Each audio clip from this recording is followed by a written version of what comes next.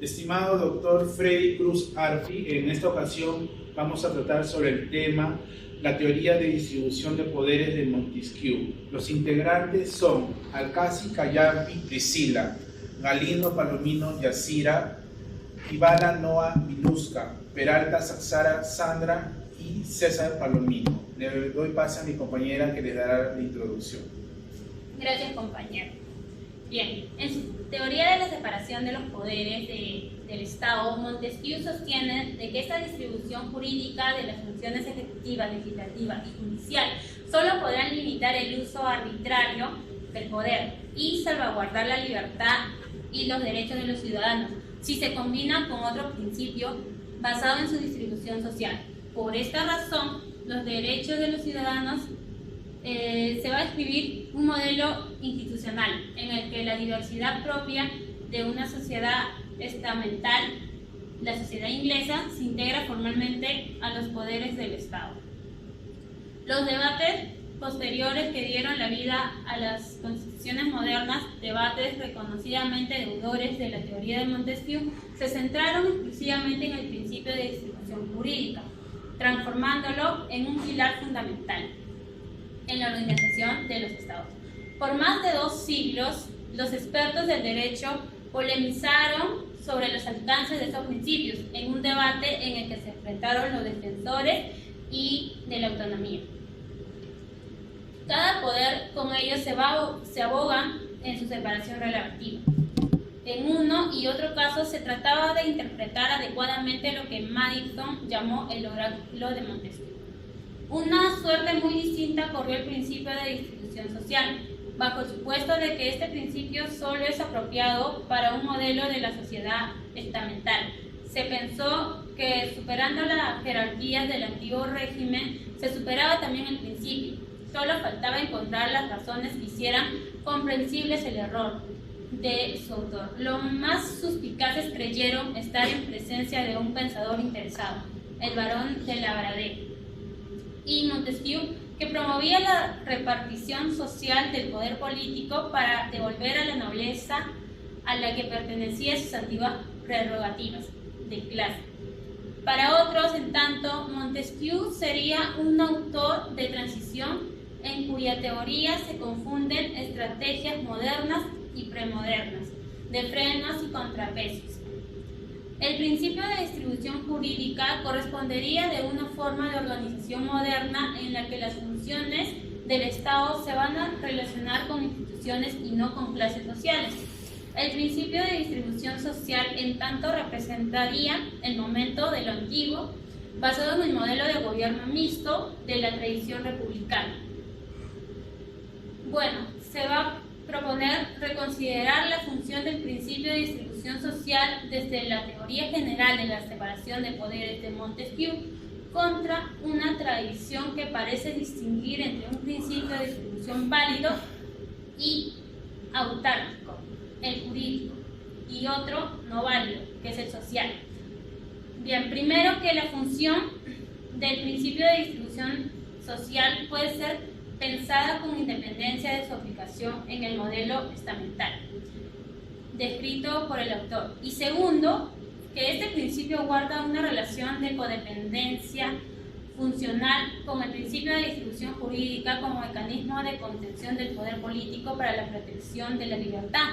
Por último, el principio de distribución social remite a la dimensión propiamente política del modelo propuesta por Montesquieu.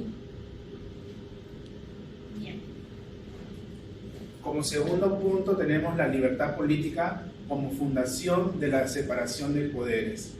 Montesquieu elabora su teoría de la separación de los poderes del Estado a propósito de una cuestión anterior, la realización de la libertad como objetivo político. En uno de los breves capítulos que introducen su estudio sobre la Constitución inglesa, el autor ofrece una de sus más célebres definiciones. En un Estado, es decir, en una sociedad en la que hay leyes, la libertad solo puede constituir en poder hacer lo que se debe querer y en no estar obligado a hacer lo que no se debe querer.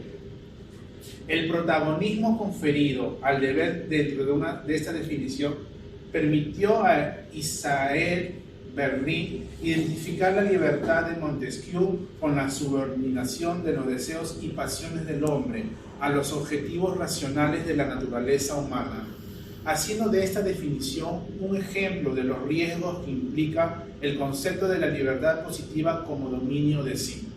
Montesquieu, olvidando sus momentos liberales, dice que la libertad política no es dar permiso para hacer lo que queramos, ni incluso para hacer lo que permite la ley, sino solo el poder de hacer lo que deberíamos querer, lo cual repite virtualmente Kant, y más abajo explica: la presuposición común a estos pensadores es que los defines racionales de nuestras verdaderas naturalezas tienen que coincidir o hay que hacerlas coincidir por muy violentas que griten en contra de este proceso.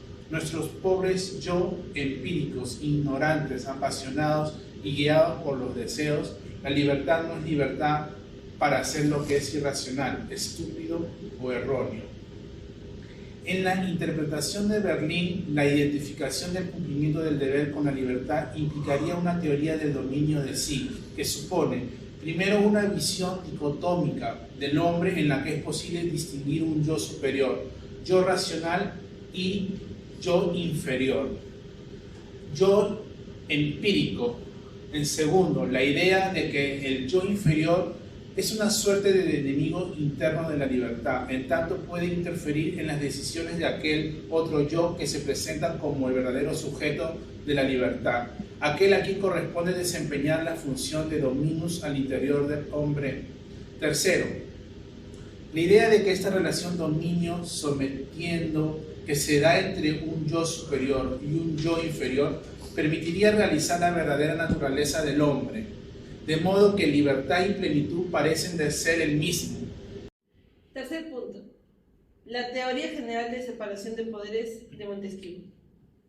Como tal, el sistema jurídico se distribuye o se divide el poder del Estado en tres órganos: el legislativo, que viene a ser el representante de la voluntad general del pueblo, que expresa a través de las leyes; el ejecutivo, el mismo que está encargado de dar cumplimiento a dicha voluntad; y el judicial, que juzga los delitos y las diferentes faltas entre los particulares. En el sistema de distribución social se distribuye el poder entre los tres estamentos relevantes, integrándolos a los órganos jurídicos. El poder ejecutivo es atribuido al monarca, que tiene motivos suficientes para utilizar los mecanismos que la Constitución le ofrece, principalmente el derecho al veto para oponerse a las tentativas del legislativo de arrojarse todo el poder. Asimismo, el poder legislativo está a cargo de dos cámaras, cada una de las cuales estará constituida por representantes de clases sociales distintas, los que vienen a ser los nobles y también representantes del pueblo.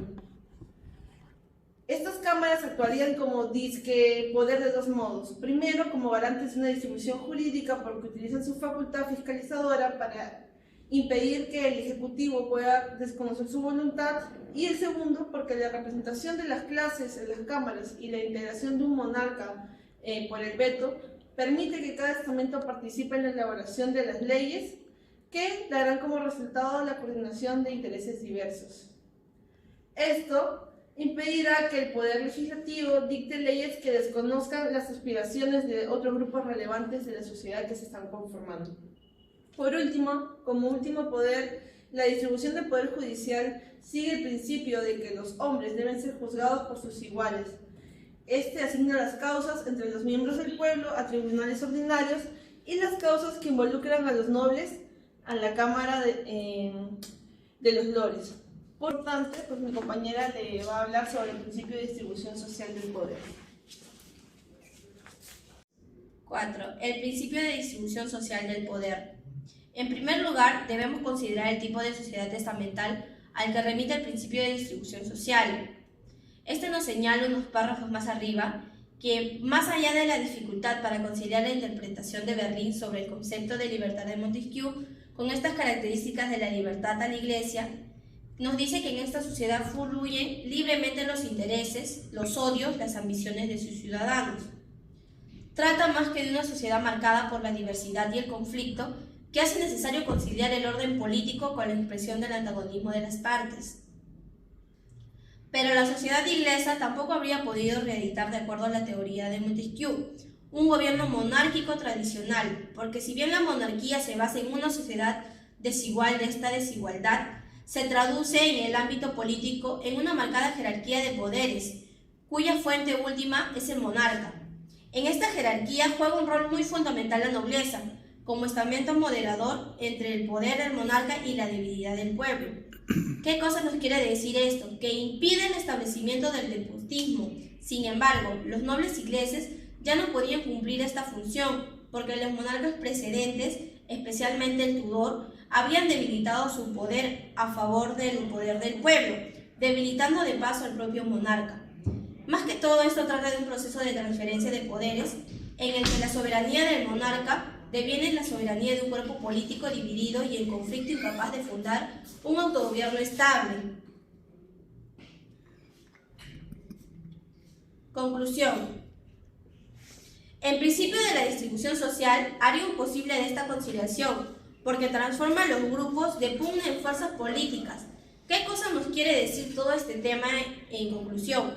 Que asumen las funciones del poder a través de sus representantes, combinada con la distribución jurídica del poder, la distribución social, que dejará a estos representantes en una posición de dependencia recíproca, que sin suprimir la relación adversarial obliga a las dos partes superponer el conflicto de acuerdo.